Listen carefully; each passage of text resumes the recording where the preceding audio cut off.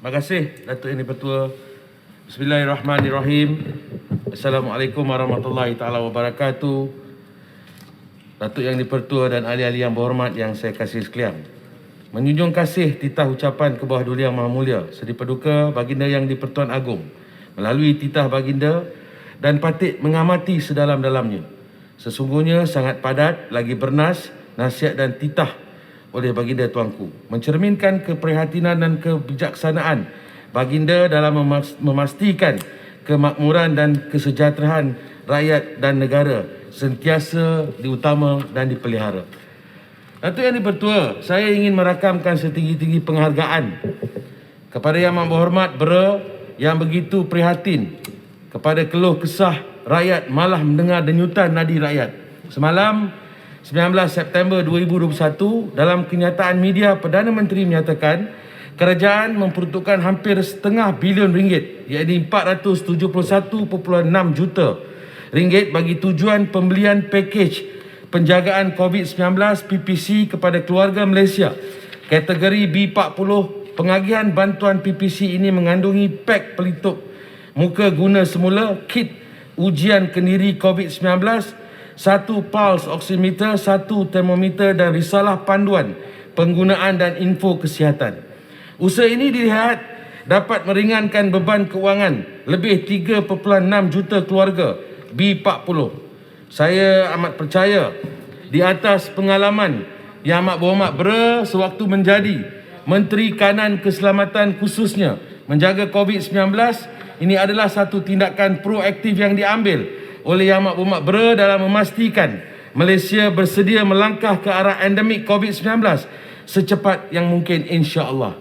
Di kesempatan ini juga saya mewakili seluruh rakyat Baling khususnya dan rakyat Malaysia amnya ingin mengucapkan setinggi-tinggi penghargaan terima kasih yang tidak terhingga kepada pasukan pertugas barisan hadapan yang tidak pernah jemu menjalankan tugas dan amanah menjaga keselamatan, kesihatan dan keamanan buat negara yang kita sayangi. Pandemik COVID-19 ini kini dalam proses bertukar menjadi endemik, telah menjejaskan norma kehidupan manusia seluruh dunia. Pelbagai kaedah dan solusi silih berganti dan diguna pakai, baik dari segi SOP, undang-undang dan kos pembelanjaan sudah ditambah baik. Perkembangan positif dapat terus dilihat sekiranya Malaysia mencapai kadar vaksinasi yang lebih tinggi, iaitu mencapai sasaran 80% imuniti kelompok berserta pengamalan SOP yang berterusan. Vaksin juga adalah antara usaha pencegahan dari penyakit dan usaha mengelakkan diri dari dijangkiti penyakit ini. Ianya merupakan perkara kedua yang terpenting dalam maqasid syariah, iaitu tanggungjawab menjaga nyawa. Datuk Yang di-Pertua, kewujudan anti-vaksin dan dakwah-dakwah yang disebarkan nampaknya hampir-hampir berjaya mempengaruhi penerima vaksin di kalangan rakyat. Dalam mesyuarat Jawatankuasa Pilihan Khas Kesihatan, Sains dan Inovasi, saya dimaklumkan bahawa negeri Kedah, Kelantan dan Sabah adalah di antara negeri yang paling rendah kadar vaksinasinya. Mereka yang menolak vaksin ini juga terdiri daripada pelbagai golongan, tidak kira profesional ataupun tidak. Menjawab ulasan Yang Berhormat Menteri Kesihatan berkenaan vaksin melebihi bilangan penerima di Baling ketika sidang media Kementerian Kesihatan semalam di Kedah, insya-Allah saya, untuk makluman Yang Berhormat Menteri, kami akan terus berusaha untuk memastikan kadar vaksinasi di Baling. Sebab Baling disebut 2 kali semalam oleh Yang Berhormat Menteri, insya-Allah akan mencapai 80% dalam masa yang terdekat ini. Saya juga sentiasa turun padang syabas dan tahniah kepada Menteri Kesihatan, kepada DG Kesihatan yang turun padang. Saya melihat semalam Yang Berhormat Menteri pergi Kajang, yang bahagia DG pergi ke Baling. Terima kasih kerana ke atas cakna dan keprihatinan untuk memastikan penerima vaksin mencapai imuniti berkelompok di Baling. Untuk makluman Yang Berhormat Menteri, rakyat Baling perlu divaksinkan seramai 108,000 orang kalau pengundinya 21 tahun ke atas. Tapi kalau seperti muat nak, kalau insya-Allah menjadi kenyataan, 158,000 rakyat Baling harus divaksinkan. Setakat hari ini 78% telah menerima dos pertama, iaitu 82,680 orang. Dos kedua 48%, iaitu seramai 50,880 orang. InsyaAllah, terima kasih kepada KKM. Besok anak-anak murid pelajar umur 16 hingga 17 tahun akan diberikan vaksin. InsyaAllah lebih 7,200 orang akan dapat divaksinkan. Untuk makluman Datuk Yang Dipertua, saya turun ke pusat-pusat pemberian vaksin, iaitu PPV di daerah Parlimen Baling saya. Bila saya turun, saya dengar macam-macam cerita. Macam-macam cerita, saya mendengar rintihan mereka. Dulu mula-mula mereka dapat Pfizer. Jadi mereka dah tertaksub dengan Pfizer. Tiba-tiba mereka datang, pagi dapat Pfizer, petang dapat AZ, ataupun petang mereka akan dapat vaksin satu lagi yang jenama Sinovac. Jadi ini mereka dah mula bercelaru, mereka tak faham. Sebab kalaulah orang kampung datang dapat Milo dulu, tiba-tiba dapat kopi O sekarang, mereka pun dah tak faham. Jadi saya harap Kementerian Kesihatan memainkan peranan dalam hal ini untuk banyakkan berita-berita ataupun banyakkan terjemahan kepada rakyat. Kerana mereka mendengar macam-macam cerita. Di antara cerita yang mereka dengar, komplikasi darah beku, keguguran dan sebagainya. Inilah maklumat-maklumat seperti inilah kerajaan harus memainkan peranan. Kerjasama kementerian-kementerian berkaitan, iaitu Kementerian Kesihatan, Kementerian Komunikasi dan Multimedia, Kementerian Pendidikan, Kementerian Perpaduan Negara, Kementerian Pembangunan Wanita, Keluarga dan Masyarakat, Kementerian Belia dan Sukan harus memainkan peranan mengambil langkah proaktif untuk memberi kesedaran kepada rakyat tentang kepentingan vaksin dan langkah-langkah pencegahan COVID. Naikkan billboard lebih banyak, lebih besar jika perlu, kerana rakyat perlu lebih peka dan cakna apakah tindakan yang perlu dilakukan secara sekiranya didapati positif COVID. Di antara lain juga maklumat yang saya perolehi, khususnya di kawasan saya, ada beberapa peratus penerima yang layak menerima vaksin. Mereka ini telah bermestautin di kawasan Baling. Lebih 10 tahun, malah 20 tahun dah mempunyai anak yang ramai. Tapi mereka ni masih lagi ada masalah kad pengenalan. Rakyat Baling, Sik, Pendang. Ini kerana kawasan kami adalah kawasan dekat dengan sempadan, yang mana akan wujudnya isu rakyat Thailand berkahwin dengan rakyat Malaysia dan sebagainya. Jadi ini mereka semuanya jadi keluarga Malaysia dan menyebabkan isu pekat pengenalan tersebut terbengkalai. Oleh itu, apakah kaedah yang kita dapat lakukan untuk menyelesaikan isu ini? Sebab mereka ni juga duduk dalam kelompok yang sama. Mereka ni sudah duduk yang sekian lama. Saya ingin mensyorkan kepada kerajaan bagaimana caranya kalaulah penghulu-penghulu mukim boleh mengeluarkan surat-surat kesahihan bahawa mereka ini adalah penduduk di situ sekian lama. Saya percaya di Kelantan, di Sabah juga perkara yang sama sedang berlaku. Ambil vaksin atau tidak masih menjadi persoalan ramai. Oleh itu, kerajaan perlu lebih jelas dari segi pelaksanaan undang-undang berkaitan pengambilan vaksin di kalangan rakyat. Apakah implikasi dan kesan dari segi undang-undang untuk mereka yang sengaja menyebarkan daya anti vaksin dan menolak pemberian vaksin ini? Datuk Yang Dipertua, dua bantuan yang amat penting yang kita semua ahli parlimen dalam Dewan yang mulia ini wajib mewar-warkan kepada rakyat berkenaan bantuan khas COVID-19 oleh Agensi Pengurusan Bencana Negara di bawah YB Menteri dan Timbalan Menteri Tugas-Tugas Khas Jabatan Perdana Menteri. Bantuan ini disediakan adalah bantuan khas pengurusan kematian. Ini merupakan one-off sehingga kadar RM5,000 yang akan diberikan kepada waris si mati. Selain itu, bantuan khas COVID sebanyak RM100 sepanjang tempoh dikenakan perintah pengawasan, kuarantin dan pemerhatian bagi kontak COVID-19. Kedua-dua bantuan ini boleh memohon melalui portal resmi NATMA, www.natma.gov.my.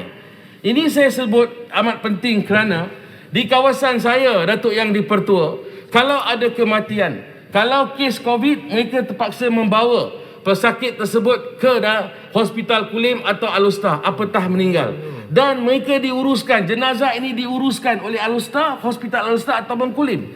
Dan di mana Waris tak boleh nak pergi, nak kebumikan, ini semua diproses. Kena ada bayaran RM800, RM500, RM600 dan sebagainya.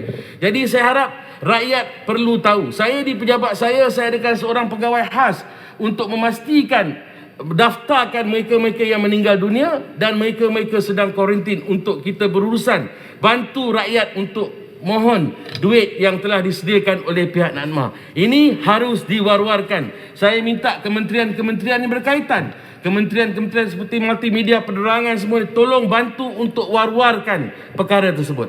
Datuk Yang di-Pertua, perkara satu lagi adalah berkaitan dengan bajet. Penambahan bajet untuk Kementerian Kesihatan KKM bagi menaik taraf hospital-hospital, menaik taraf ward-ward sedia ada, menambah baik kemudahan dan peralatan hospital termasuklah pelbagai untuk membawa pesakit ini. Dalam bajet 2021, 31.9 bilion ringgit diberikan kepada Kementerian Kesihatan. Maka kita cadangkan jumlah ini tambah lagi kerana tanggungjawab pihak KKM amat besar pada waktu dan ketika ini. Dalam keadaan COVID ini, saya mengharapkan kerajaan di bawah Kementerian Keuangan mengeluarkan peruntukan yang lebih besar bagi kepentingan rakyat.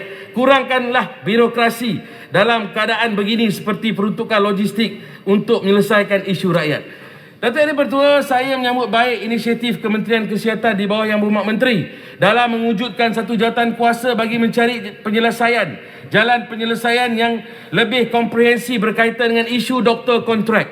Kementerian Kesihatan dilihat perlu menyelesaikan isu berkaitan doktor kontrak ini yang menghadapi masalah status yang tidak tetap, pengajian yang rendah serta ketiadaan kemudahan untuk menyambung belajar. Saya juga difahamkan mereka tidak layak menikmati sistem pension, flight warrant serta pinjaman perumahan kerajaan dan medical benefit.